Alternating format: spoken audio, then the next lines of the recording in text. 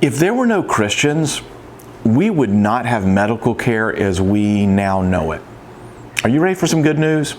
In this troubling season of global pandemic, the Christian response is, as it always has been, compassion. And despite the negative press about the modern evangelical church, Christianity has been, beyond dispute, the single greatest influence of good for medical care in the history of the world. Christians love and care because every person is made in the image of God. Consider some examples from history. In AD 369, St. Basil of Caesarea founded a 300-bed hospital, the first large-scale hospital. In the early 4th century, late Christian groups began to appear, the Spudaioi, the zealous ones they were called, and the Philipponoi, the lovers of labor. They began ministering in Alexandria and Antioch to those large populations. They weren't medically trained, but they provided food and warmth and hygiene.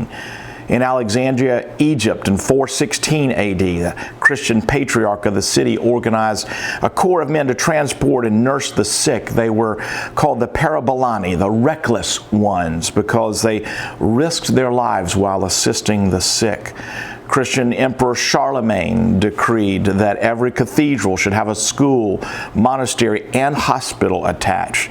Members of the Benedictine order, they dedicated themselves to the service of the seriously ill to help them, quote, as would Christ. Monastic hospitals were founded on this principle. And then fast forward to the Great Awakenings in America that spawned a whole new era of compassionate medical care, like the ministry of William Booth, who founded Salvation Army in 1865 to provide medical care in impoverished inner cities. The whole idea of nursing had a uniquely Christian origin. A group of devout nuns in AD 650 volunteered to take care of the sick at Hôtel Dieu in Paris. Florence Nightingale was deeply influenced by a small Christian hospital in Kaiserswerth, Germany, run by deaconesses. Nightingale said she did what she did because she felt called by God, and she founded the first nursing school. This historical list could just go on for pages and pages. But the response has always been the same with Christians. Risky love, risky unconditional care of the sick. So pray for the world, help everyone you can, and trust God for an answer.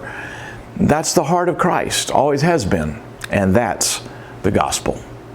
Well, that's today's good news, and you can get more like it by clicking right here, or better yet, subscribe to this channel. And in these uncertain times, please tell other people about this and start out every single day with good news. Have a great day.